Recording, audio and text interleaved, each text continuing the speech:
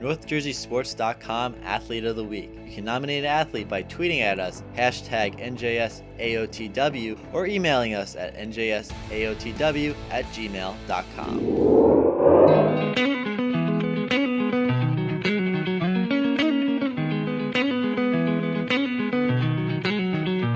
We are hitting the post. NorthJerseySports.com's original multimedia series talking all things soccer across North Jersey. This is the long-awaited, long-delayed Season 4, Episode 1, and we have big news to report here from our NorthJerseySports.com family. Richie Ballgame Barton is back. What's up, Richie B? Oh, not much, just some big things going on in life. Sometimes you get hitched and go through a hurricane, and that's the way it goes. But I'm back in the saddle, talking some soccer, and it's a great time of year with the Passaic County semifinals, Bergen County quarterfinals. Can't wait to get it going. Did you think I was going to let you off that easy?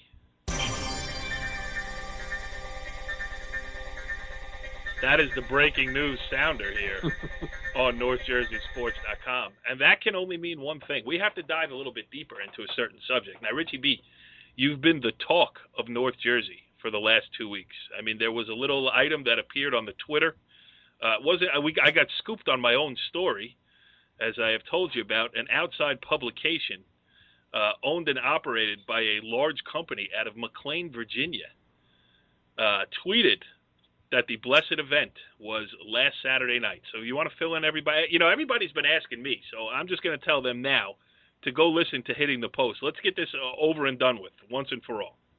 What happened? Yeah, it was a good time. An exchanging of rings and vows, and a lot of eating and a lot of dancing, and the bride looked absolutely beautiful. I can attest to that. Let's face it, I don't look so bad in the suit either. I even combed my hair, unlike Johnny Way, who was in the wedding party, and he looked like he combed his hair with a rock. I didn't comb mine maybe, either. Yeah, your hair, maybe it's time for a trim there, buddy. Were you happy that I didn't wear a hat at least? You didn't wear a hat. It's true. You didn't wear a hat. You wore your Miami Vice suit. It was really, it was very reminiscent of Crockett and Tubbs. I liked it. Me in a formal situation is just a complete, absolute mess. I mean, that shoe gets dragged out for every. But that's okay. You have a very nice wife. She looks great.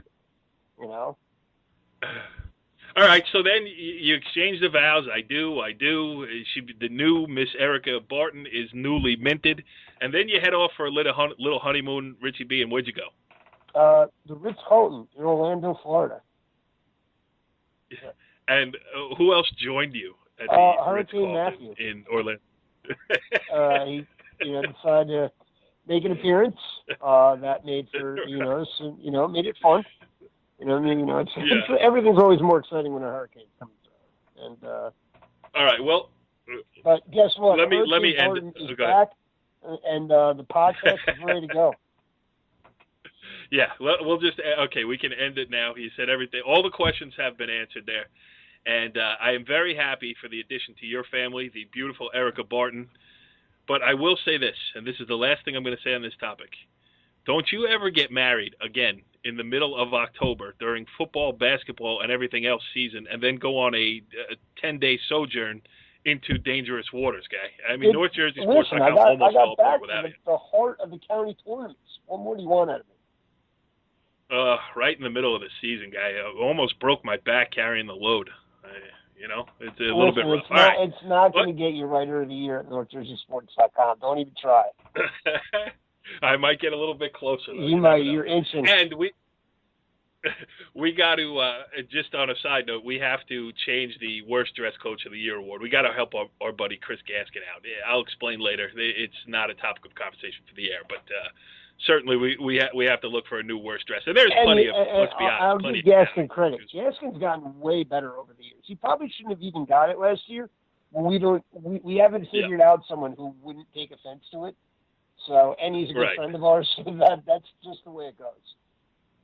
Yeah, and we always have the out that he did wear a lime green sweater vest. So, if anybody asks. Well, listen, I'm not afraid of pastel, so can we make this about a soccer podcast, please? Yeah, let's talk soccer. But, Guy, if you think people weren't asking, you got another thing coming. So I think we had to answer a few questions there. All right, soccer. Tonight on the show, our first guest of the brand new season will be the Cliffside Park head coach, Ozgur Uyaraglu. I know I butchered that. We'll call him Ozzy. It just makes things easier. Let's set up a couple of things because, like you said, we are in the heart of the county tournament hunt here. Boys, girls, Passaic County, Bergen County.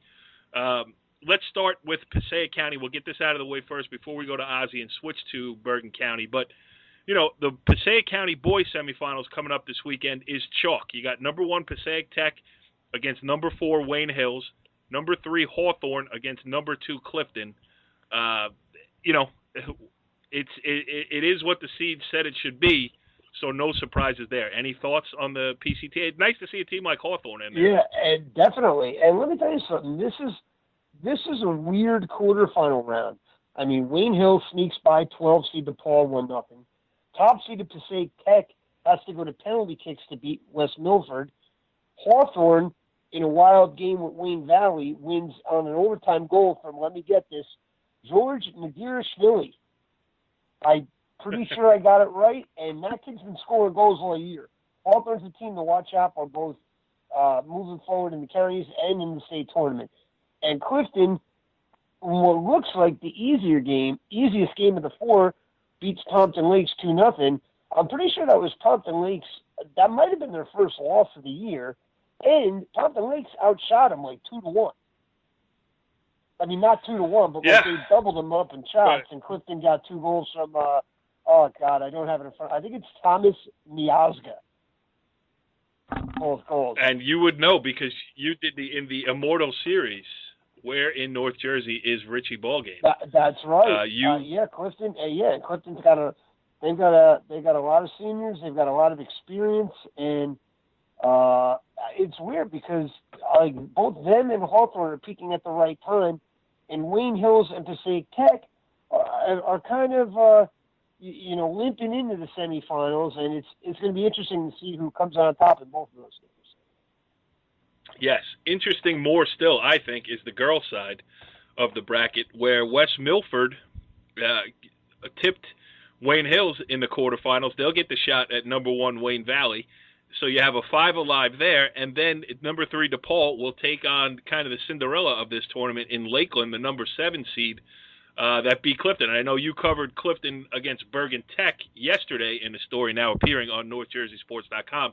Clifton rebounded with that win.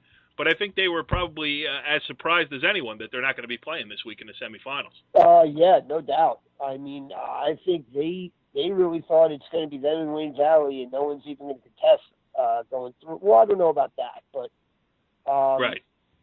Lakewood beat them 3-1. But that's they've been in the final the last 2 years, I believe, because I've covered. Yeah, them. I know last year they've they were been in the finals since we've been covering them the last 16 years. It seems like they're in the final every year. They're, Lakeland, that's a huge, huge win for them. But you know what Lakeland does every year? They just have girls that are just going to run through the ball. They're going to be first to the ball, and they're going to be just a real pain in the neck to play. They always are.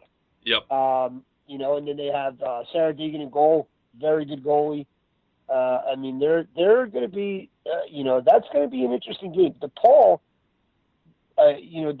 has grown over the last few years probably faster than any team. I mean, they were, they really struggled as of, 4 or 5 years ago, and they got a little better, and now they've taken a huge step forward. Have a win over IHA. I mean, they've really come into their own as not only one of the best teams in Passaic County, but one of the best teams in North Jersey. I think if you ask either Mark White or Rick Capazzi, 2 coaches, if your team got to a Passaic County final this year, I think both of them would be ecstatic, and now they get the shot. But getting to the final, I think they're going to end up getting Wayne Valley, and Randy Smith is one heck of a player, and she's going to be tough to stop. Yes, Wayne Valley, the obvious favorite. What happens, below that is definitely going to be interesting to see. All right. That's Passaic County in a nutshell. Let's turn our attention to Bergen County soccer, and we will start on the boys' side because we have a guest. Our first one of the season here on Hitting the Post. Joining us now on the Bergen's Best Soccer Camp hotline, he is Cliffside Park head coach. And listen, in episode 1, this is brutal. I'm going to call him Ozzy, but I believe it's Ozgur Uyaraglu. Is that correct? Yeah. I mean, the proper pronunciation is Ozgur Uyaraglu, but yeah, Ozzy is a lot more easier. He's the Cliffside Park head coach, and he joins us here on Hitting the Post. And Ozzy, it's a good time to have you on here. The Red Raiders are playing some inspired soccer here as of late. Yes, I'm very happy of the way we're playing. I think from starting off really bad early in the season, we've picked it up recently, and hopefully we can continue moving forward. Yes, 6 wins and a tie in your last 7 games. You started the season at 2-2. The big one coming on Sunday in the round of 16 in the Bergen County tournament. You played a scoreless draw with Ridgewood and then won in PKs to move on.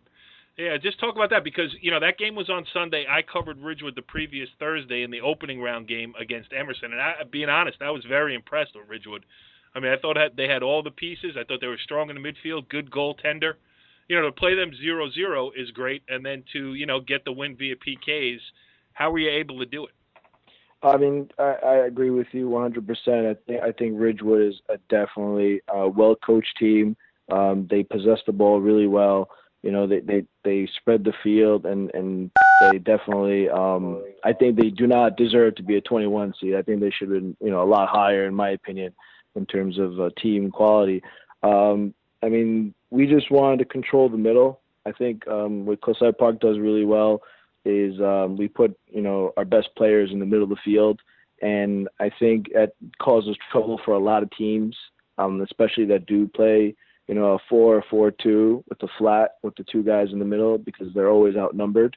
And as long as we're controlling the middle, the middle of the field where most of the goals come from in the high school level, I think against, most teams, we will compete and do well against. Yeah, you proved that for sure. Go ahead, Richie B. Ask your first post-honeymoon question here on him. Oh yeah, I'm very excited to ask this question. I mean, after playing 100 minutes and going to PKs, this is a two-pronged question. First of all, at what point do you start kind of getting in your mind who the 5 shooters are going to be? Is that something you pick before the game, or is that something you kind of decide as the game's going on? And also, do you say anything to them before penalty kicks, or kind of just say, hey, you guys know what to do, go out and do it? Oh, man, you're really making them tough on me, huh? Definitely, we practice. Before every county game, we usually practice and we take a look at our kickers. And honestly, when you're taking a PK, it's more mental than anything. You just need to have that cold-bloodedness to just stay calm, even if it's under pressure. So even though we had our 5 from practice, we had to change it because, as the game ended, one of our players said, Coach, I can't take it. And just looking at him, we knew that just mentally he just wasn't there, and we didn't want to put him in that situation. So we had our number 18, Kevin Flores, who was, injured and honestly shouldn't have been playing. We said, hey, we need you to step up. You think you can do it? And he said, yeah, no problem. And, not only did he play a little bit in overtime to help us out, but, he helped as the 5th person to seal the game, seal the match, and scored. And like I said, it's not easy picking PK kickers because he can be your best player in the game. But when you're stepping up and you're looking at that keeper and in the back of your mind, man, if I miss, this is it. This is, the rest of my life. It's a memory I'm not going to forget. And basically when you're picking your kickers, you just want to make sure that they are mentally strong, that they're going to be calm under the pressure, and that, when the time comes, they can pick a corner and just hope for the best. I mean, it really is, a gamble. The keeper can make a save. You could slip and fall. Anything can happen. Let's kick the ball, but it's never easy. I'm just glad, not only for the kickers that scored, but also for my keeper who made 2 big saves as well. He did a great job. Talk about some of the guys. I got some broader questions I want to ask you too, but talk about some of the guys on this team who, it's such a, starting with yourself. I mean, I covered you when you were a player at Cliffside Park. I mean, horrible. It makes me sound horribly old because, but it's such a long line of good players that have come through that program. The talent, it's not they replenish. I know it's a lot of work to keep the thing going, but talk about some of the kids on this year's team that are making it happen for you. Oh, yeah, definitely. I mean, I think it starts with our keeper. We said at the beginning of the year, he's the player that's whatever, as long as he's on his game and he's making the huge saves and keeping us in the game, we're going to go as far as he takes us. This year, we have our sweeper, Samed. He's doing a really good job just controlling the defense. He's winning balls in the air. He's honestly, he's throwing his body on the floor. I mean, if you ever see him, he's doing whatever it takes to make sure the ball is not in the other team's possession. In the middle, we have our Jason Orkia, who kind of came in after the 4 games and made a huge impact. So he's pretty much one of the big reasons why we're going 6-0-1, because he just never stops working. He's just like the engine of the team. Then we got Kevin Flores, who recently just got back from the injury. He's IQ, soccer knowledge-wise, is off the charts. I mean, if you ever see this kid play, he knows exactly which way to turn. He knows exactly when to slow the game down. And he could pick out anybody he wants and just put it to his foot. And then I think our final big piece on this team would be Julian, who's a sophomore, but he's already got 10 goals to his name and I think 5 assists, and he's just been playing really well for us and making sure that the ball ends up in our opponent's net. Hey, Richie, I should have had you answer that question about their best players, because the names thing would have been fun to hear you try to go through. Listen, Ozzy takes care of me. What am I going to do? I am going to see Cliffside this weekend. I'm going to be there at the quarterfinals. Richie, you got another question? I got a few more. So if you're, I know you're out of practice. I'm not out of practice. I'm about to jump right to the quarterfinal matchup. All right, go ahead. All right. So quarterfinal matchup, you face 4-seeded Old Pecan. Is it a different mindset going into that game? I mean, they have Peter Levanis, one of the top scorers and playmakers in North Jersey. That can, he's, what has he scored? Double digits in I think 5 or 6 games already this season. Is it different to have to play a team that is such a dangerous weapon up top? Do you change your defense at all, or you just say, hey, I'm going to put my best marking back on him and, kind of have, shade the sweeper over to help? Definitely. I mean, we haven't experienced something like this all year long. We haven't played a team against somebody that scored, double-digit goals. He's definitely a very talented player. I personally haven't seen him yet, but I think most importantly, especially the high school level, going to a soccer game, you got to worry about yourself first. I think, we got to worry about Cliffside. We got to make sure that we play our game, that, we control the pace of the game, that, we control the possession.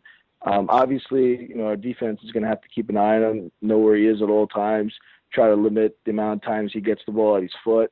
But I think overall as a team, if we play our game and we do well and we worry about ourselves and not about the referee or the field or the ball or Old Japan or anybody else, I think no matter what, we're going to play really well. And, as long, I always tell my kids, as long as you leave it all on the field and you look in the mirror the next day and you say to yourself, man, I got no regrets. I really put everything out there. That's all you could ever ask for of a player. And I'll always be proud of them no matter what. So that's what we're going to focus on. We're going to focus on Cliffside. Oz, are you surprised that the top 8 seeds are all still alive in the quarterfinal round? Did you think there'd be some more shakeup in it, or do you think that these 8 teams, you could see this coming a little bit? I'm a little bit surprised myself. Definitely. No, I think the county tournament is always full of surprises. I'll be honest with you, I did not see all these 8 teams in the final 8, but I'm happy for them and for their coaches, for their players, for their community and school. But it's soccer. I mean, one thing about soccer is different about most sports is it's not easy to score, and it's not like basketball where you can take 25 shots and make 12, 13 baskets, and that's good. In soccer, 1 goal is enough for your team to win the game. So it don't matter if you're the 16 seed or 22 or whatever seed you are. In the soccer game, you want to win the game, put the ball in the back of the net, and then defend and make sure the other team doesn't score. And that's it. It's no tricks or nothing. You just got to get it done. You got to find a way to get it done. Yeah, I always say, soccer is the one sport or most likely sport to find a team that gets completely outplayed that can still win a game. In football, if you run over the other team, you're going to win. In basketball, if you're, making whatever. But in soccer, you see it happen often that the team that is on the short side of possession and everything else, you get one and you move on. So that's why it's most surprising to me that there's the top 8 teams left. All right, let's talk a little bit about Cliffside Park soccer in general here. You've done such a great job taking over for, Jim Fusey, who was your high school coach, really one of the best to have ever done it in Bergen County. And, those are tough shoes to step into. He better than anybody else, he had the program the way he wanted it over years of hard work. And then, okay, Ozzy, here you go. Don't break it. And you haven't broken it. It definitely was not easy. The whole time, even though there was pressure, I was just trying to kind of just put it away and just focus on me. It definitely helped that, I've been 3 years now into this, the experience and the time to make my mistakes and learn from my mistakes. But I can't take all the credit for it at all. This is a team effort, not only from the players, but also the parents, but most importantly, the coaching staff. I know I have a great assistant and Coach Tala and then the JV coach, Coach Scarzafava. And we even have every year a volunteer coach. This year we had, Orlando Neto, who was on that 2013 team, and coaching the freshmen. And amazing player. And he still got it. He's, playing D1 and stuff. But it's important that, we all work together. And I think, coming into this 3rd year, I'm starting to find kind of like my identity, kind of like what kind of coach I want to be, how do I want to set up things and run things. And, I guess you can say, build my own program. And I definitely want to make sure, like you said, that, the program stays strong, that, we're always working hard and we're moving forward. And I definitely don't want to let, Cliffside Park, not only, the school, the players, but also the town, I don't want to let them down. So I'm definitely going to make an effort to get better. I'm happy where I am, but I want to get better. So definitely a young coach, and hopefully I'll be around for many years to come. Hey, Richie, and he's not getting any help from the office upstairs. The administration, no, no help at all. That's almost an empty chair over there in the athletic director's office. No, don't. Listen, Coach Lombardo is, he's an amazing AD, but most importantly, it's not only him, I can speak to about soccer because he gives me advice whenever I ask, or if I need something, he'll let me know. Coach Fusey's around. We work in the same school, so he lets, if I ever ask a question, he lets me know. And then even Evan Baumgarten from Ramapo, I think me and him, we have a close relationship. And, I'm always calling him up, or he's calling me up, and we're always trading ideas. And definitely, around the community, I think Bergen County, the Coaches Association, everything that we do is amazing here. And especially for young coaches, you always have help. You always have somebody eager to give their advice.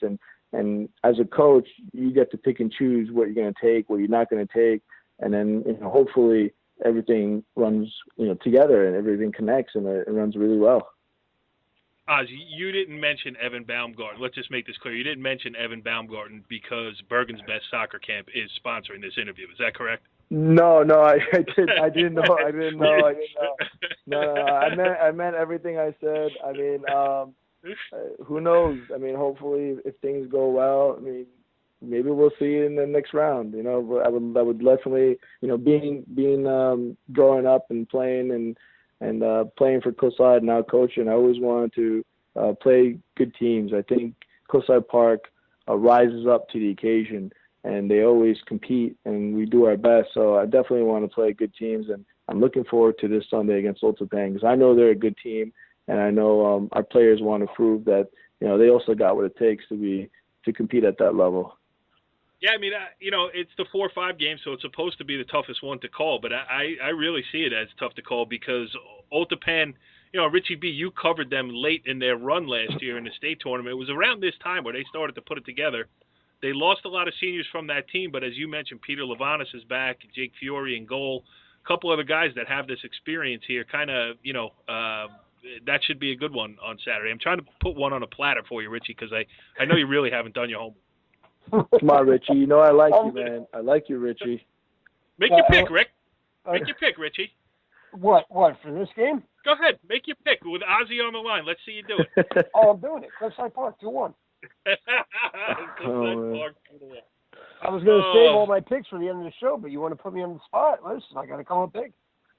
Yeah, folded like a tortilla. All right. Oh, yeah, whatever. You please.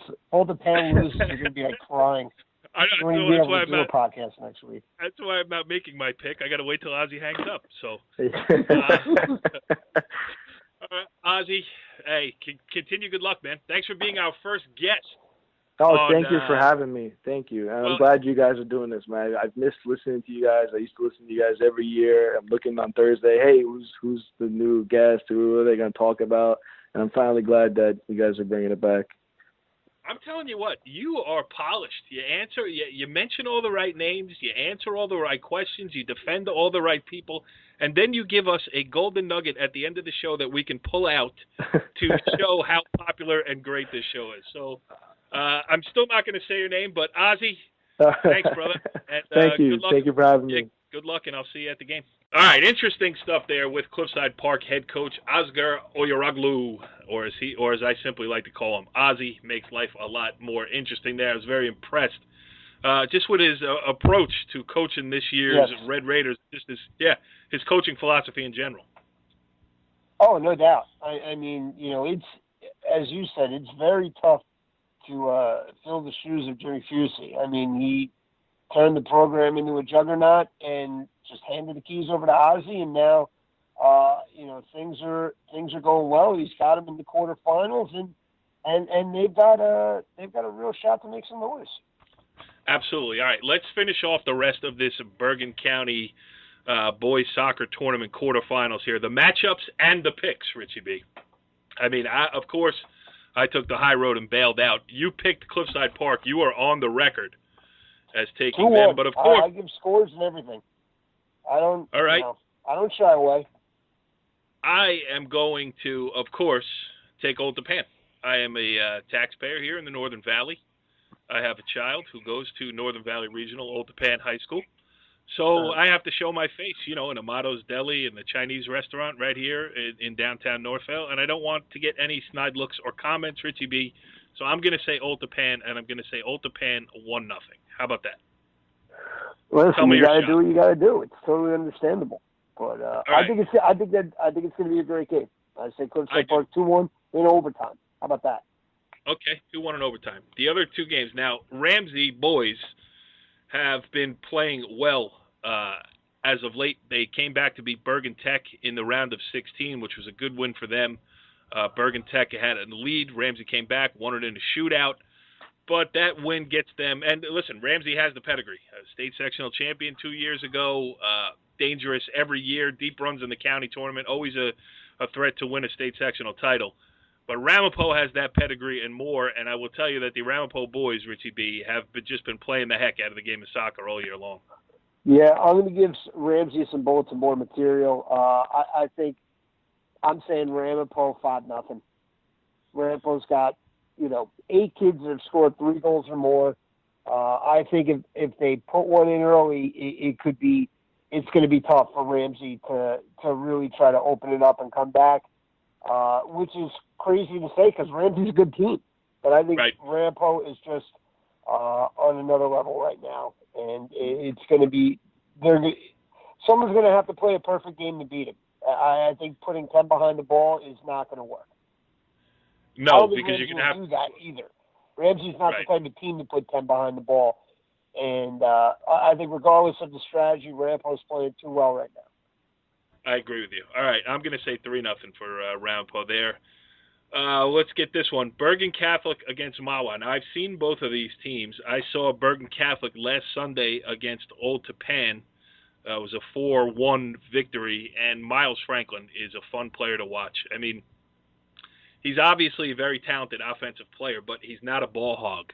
You know, sometimes you see somebody with that type of ability who just tries to take on any defender he sees, but he's just as happy to give it up, get it back, make things happen for his teammates. And when you have a kid who's that talented and that unselfish, he's a very difficult matchup because you could put two on him and he say, all right, I'll give it to somebody else. So, I talked to him after the game, and he was also very, humble, saying as long as the team gets a W. He's going to play at Syracuse next year, and they're up against Mawa.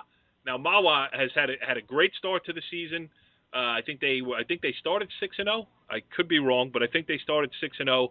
And then this past weekend, they knocked out Tenafly in a game played in a monsoon on Sunday at Dumont High School. I will tell you this: I'll make my pick, and I'm gonna say Bergen Catholic's gonna win 3-2. But I will say this: do not give away restarts against Mawa because they can knock them in from anywhere. Daniel Coates, outstanding. And that makes Mawa especially dangerous. But as far as just a sheer 1-2 punch, Cole Bosch and Miles Franklin are as good as it gets in Bergen County. I think it's going to be a close first half. Bergen Catholic pulls away in the second half, 3-1. All right, so we're relatively close on that one. And then the final one is an interesting matchup based on history alone. Now, as we tape this on Wednesday night, Roy Nygren will be putting his head to the pillow with 399 wins, and when he wakes up tomorrow, he's going to go play for number 400. He is the head coach at Pascack Valley. They will play St. Joseph Regional on Thursday. That could be win number 400, with most of those coming at as when he was the head coach at Don Bosco Prep, which is number 2 Pascack Valley's opponent this week in the Bergen County quarterfinals. Bosco is the number 7 seed. Richie B, how do you see that one? I mean, Don Bosco, I just don't know what to make of him. I mean, right. Just looking at, it's like they could beat or lose to anybody, and I'm really torn about this game, but I'm going to go with Pascack Valley. I mean, they're going to have the best player on the field in Ryan Miller. Yep. And when you have someone who's such a threat up top, eventually he's going to find the back of the net. And I think that's exactly what's going to happen. It's going to happen midway through the second half, 1-0. Watch out for Michael Lynn, too. Michael Lynn is outstanding. That's what I was just going to say. Yeah, and he's a tough matchup, too. I mean, a true playmaker in every sense of the word. And if he can, this is going to come down to who wins 50-50 balls in the midfield. I think it's going to be, they've both been in some wild games this year, but I think this is going to be more of a rock 'em, sock 'em type of game. And it's going to come down to like a gritty goal. Ryan Miller's going to get it midway through the second half, 1-0 PV. See, I think it's going to be a little bit more open than that, because I think PV, to try to keep them off the board and win a game 1-0 would not be the best strategy, because I think they're going to knock one in regardless. So I think you got to play them. And I just think that the game will be open. And, Michael Lynn, like you said, he's an X factor because he can do a lot of things. He can handle the ball, but he's also 6'4", 6'5". So, winning balls in the air, ball bounces off his head, goes to, go anywhere on the field, right onto the foot of an attacker. I think Bosco, if it plays its best game, can certainly not only play with Pascack Valley, but actually beat them. But it's just been a little bit too up and down, and I'm going to go and say Pascack Valley 3-1. Roy Nygren will have 401 wins by the time that one is over on Sunday. We didn't make our picks on the Passaic County Boys Tournament. Let's do that real quick, Richie B. Who do you got, PCT or Wayne Hills? I got PCT. 2-0. All right. I am going to take Wayne Hills because it seems like Nelson Graham always gets his troops ready, and they're playing their best soccer usually in the postseason. So I'm going to take the upset and pick 4th-seeded Wayne Hills there. I'll say 2-1. And Hawthorne against Clifton. What do you got? I got to go Clifton. Aren't they playing at Clifton? I believe so, yes. No. You know what? No, that game's at Passaic County Tech. Regardless, Hawthorne plays on a grass field. They're very good at home. They know all the bounces. They've run through every ball. Clifton on a big turf field, I think that's going to play to their advantage, and they're going to win 2-1. Yeah, I agree, too. Great story for the Group 1 Hawthorne to get to a county semifinal. But, eventually they're going to run up against a team that's just deeper and, more numbers to choose from, better. I'm going to go with Clifton there, and I'm going to say 3-0 for Clifton. All right, let's do the girls' side real quick. Wayne Valley, West Milford, Richie B. Wayne Valley 4-1. Randy Smith with a hat trick. All right, I'm going to second that emotion. Both you and I will take that. And Lakeland DePaul. That was a European vacation reference. Okay. You don't have to tell me, pal. I know all about European vacation. DePaul, Lakeland. I'm gonna go with DePaul. I mean, they're deep, they're talented. Lakeland, can they match the intensity they had last week? Actually, I think they can match the intensity because they match the execution. That'll be telling. But I think it's going to be close, though. DePaul 2-1 in overtime. DePaul 2-1 for Richie, and I am going to listen. I'm picking the underdog. I'm picking the public school. I'm picking Lakeland. 2-1 Lakeland in a regular 80-minute match. How about that? Sounds good. All right, so now let's close this thing out by talking a little bit of Bergen County girls soccer, and we can go a little bit deeper into it because, we've actually seen some of these teams play. Starting with Northern Highlands on its usual path of destruction through the Bergen County tournament. 5-0 win over a very good Park Ridge team. You see Highlands against Park Ridge, and you say, oh, it's the Group 3 powerhouse against the, nice little story on the Group 1 team. But Park Ridge is very good. I think they're 11-1 on the season. I think they only have, that is their only loss, was against Northern Highlands. They've beaten Emerson twice. And go ahead. And you got to give Park Ridge, I saw the game when they played Park Ridge in County. I believe it was 2 years ago when Highlands was, number 1 in the country or whatever at the time. Right. And Park Ridge played with them. Like, they didn't sit back and try to keep it 0-0 as long as they can or just try to keep the score down. They tried to knock the ball around a little bit, and I definitely give them a lot of respect for that. Highlands is too talented for them. I think Highlands. No, that was the.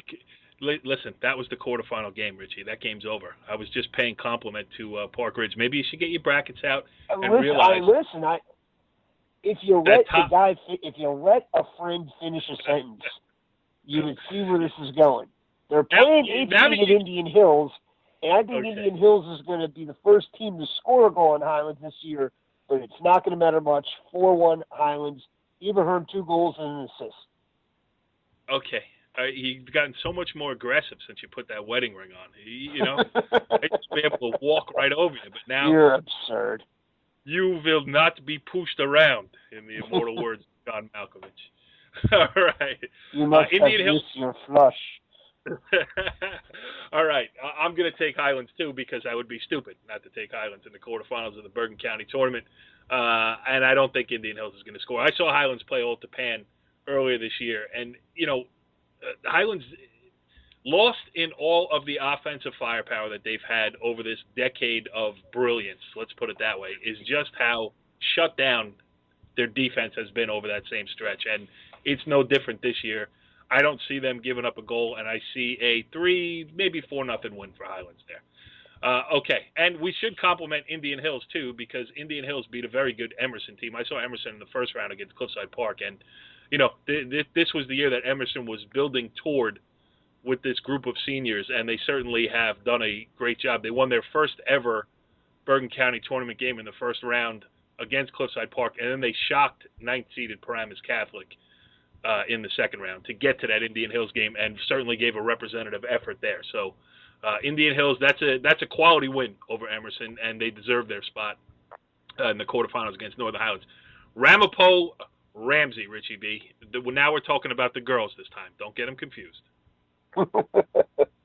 I did that before. That's my bad, buddy. That's been edited out. I mean, I got to go with Rampo. I think Nikki Butler and Olivia Crable, too tough of a 1-2 punch. They're just so well organized and really use all parts of the field so well. But Ramsey's going to have their opportunities. I mean, Maddie Barrow is a tough player in the midfield, and who I was really impressed with last week was Corinne Kropis. She's more of like a holding midfielder, but she was great. I mean, she was great. She really almost, seemed like a secondary facilitator. And when they win balls in the midfield, they're going to be a dangerous team moving forward. They like to take the ball really two-touch and get the ball up the field quick. How well they can do that against Rampo, I'm not sure. But I think I'm going to say Rampo 3-1. I'm going to go with Ramapo, too. This is an interesting Ramapo team. I mean, I haven't seen them since opening day. They lost in overtime to Ridgewood. But they have a lot of young kids. They started 2 freshmen the day I was there. So they're kind of, weaving the young in with the experienced. And I think by this time of the year, it's probably starting to come together a little bit more. We'll know more after Sunday. But I'm going to take Ramapo 3-1. I do think Ramsey will get on the board because they're a talented side as well. Let's move on to the next one, Richie B. Ridgewood against the surprising number 11 seed Pascack Valley Fighting Indians over there. An excellent job. Really the only upset of the round of 16 was Pascack Valley 2-1 over Mawa. And, I saw Pascack Valley earlier this year. I've talked to some people close to the Pascack Valley program. If they can get 1 goal, they got a shot. And if they can get 2, they got a real good shot because they play good defense in Hillsdale. If they get 1 goal, they have a shot. They play 2, they got a real good shot. Real good commentary. That is the type of analysis. Oh, really? They don't win a lot of games 5-4? That is the type of analysis that has turned NorthJerseySports.com into the all-conquering. I mean, listen, the record sold itself to the McLean, Virginia-based USA Today because they were afraid of such commentary like the brilliance I just laid on. All right, here's what I think of the game. Pascack Valley, the last couple of years has really been snake-bitten in the round 16. Almost upset a good team seemingly year after year, only to fall just short. They had that round of 16 win, but this team, very talented, still a little young, still a year away. Ridgewood, chock full of seniors. I think Ridgewood wins 1-0. I'm going to turn the tables on you, Richie B, because I think if Pascack Valley gets a goal, they got a shot. And I think they get their goal, and I think they continue this run into the semifinals. I am taking Pascack Valley in another upset to beat Ridgewood 1-0. And that brings us to the last of the quarterfinal matchups. That is 7th-seeded Riverdale against number 2 IHA. And in most years, you would say, okay, this is where it all ends for Riverdale here. IHA, while still very powerful and still one of the best teams in Bergen County, not the, I don't know if the fear factor is there this year. I should put it that way. They beat New Milford 1-0 in the round of 16. What do you think? You want me to go first? Taking Riverdale in the upset, 2-1. I mean, this Riverdale has got a ton of experience. Rachel Sorkin is back and just ripping through defenses. I think she's going to score a goal, but I think the game winner is going to come on a long free kick from Brianne Van Way into the box, gets knocked around. Julie McGovern knocks it in. I think the most important player of the game is actually going to be the other Sorkin, Allison Sorkin. She's going to really get tested in net, and I think she's going to come up big. She's been one of the more underrated, not just goalies, but players in Bergen County over the past couple of years. And I think she's going to rise to the occasion. Yeah, I mean, Riverdale has the best goal scorer on the field. I mean, Rachel Sorkin is outstanding. She's going to the university. From IHA is no slouch, though. Right. I agree. But Rachel Sorkin going to the University of Miami, I think she's going to, take on some defenders, and one of them will happen. I'm going to pick Riverdale in the shutout, 1-0. How about that? Sounds good. For you, Mr. Eloquent. That's me. Richie B, listen, we got through the whole thing. Bergen County boys, Bergen County girls, Passaic County boys, Passaic County girls. We recounted your very eventful last 2.5 weeks of your life. Hitting the Post is back, Richie B. And remember, it comes from the only locally owned and operated source for daily high school sports communication in North Jersey. What do you think of that? That's great, and also the longest-winded sentence I can imagine anyone saying. See you next week on Hitting the Post. Follow the leader.